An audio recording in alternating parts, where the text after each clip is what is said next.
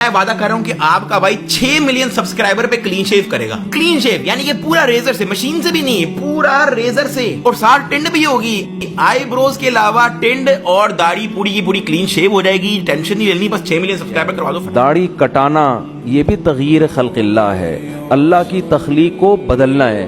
اللہ کو داڑھی کٹا ہوا مرد پسند بولو نا بھائی, یہ آپشنل نہیں ہے, یہ تو اب ہو گیا, کیونکہ اتنے لوگ اب انگریزوں کو دیکھ دیکھ کے داڑیاں کاٹنا شروع کر دیں تو ہمارے کلچر کا حصہ بن گئی یہ چیز.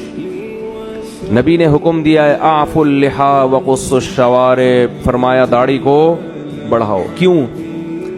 اتنی تحریف کی ہے یہ تورات اور انجیل میں, اس کے باوجود آج بھی تورات سے وہ داڑھی والی آیتیں نہیں نکال. آج بھی تورات میں لکھا ہے کہ اللہ نے موسیٰ کو کوہ طور پہ بلا کے کہا کہ اپنی قوم سے کہہ دیں کہ داڑیاں مت کاٹیں, کہہ دیں اپنی قوم سے.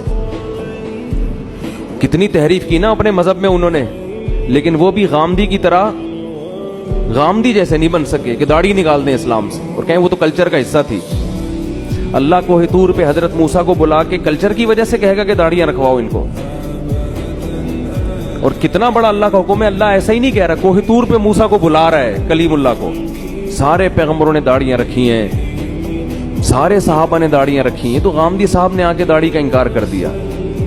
فیصلہ کر لو, ایک طرف صحابہ ہیں, ایک طرف پیغمبر ہیں, ایک طرف تورات ہے, ایک طرف قرآن ہے. قرآن صراحتاً داڑھی کا ذکر نہیں کرتا, لیکن وہ یہ کہتا ہے کہ شیطان نے کہا تھا کہ میں لوگوں کی فطرت تبدیل کروں گا.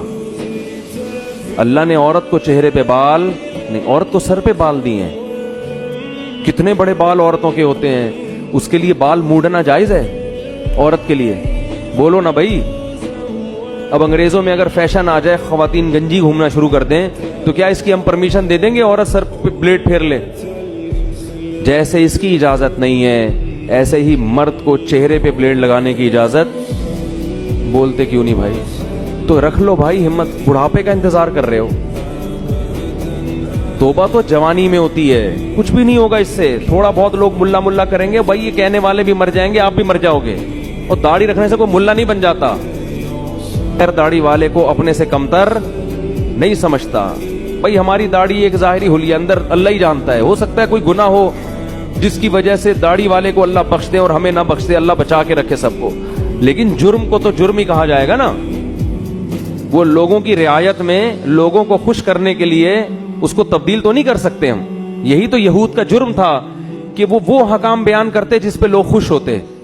جو برائی معاشرے میں پھیل جاتی, یہود کے علماء اس پہ ڈسکس نہیں کرتے کہ پبلک ناراض ہو جائے گی. تو اللہ کا حکم ہے, ہمت کر لو. اور یہ فضول باتیں, داڑھی رکھ کے میں یہ گناہ کروں گا تو لوگ کیا بولیں گے, داڑھی بدنام ہوگی, پھر تو اسلام کا نام ختم کر دو بھائی. مسلمان تو 2 نمبر ہی کرتے ہیں بہت سے, بدنام تو اسلام ہوتا ہے. اب اس کا حل یہ نہیں ہے کہ اسلام چھوڑ دو, اس کا حل یہ ہے کہ 2 نمبر ہی چھوڑ دے آدمی.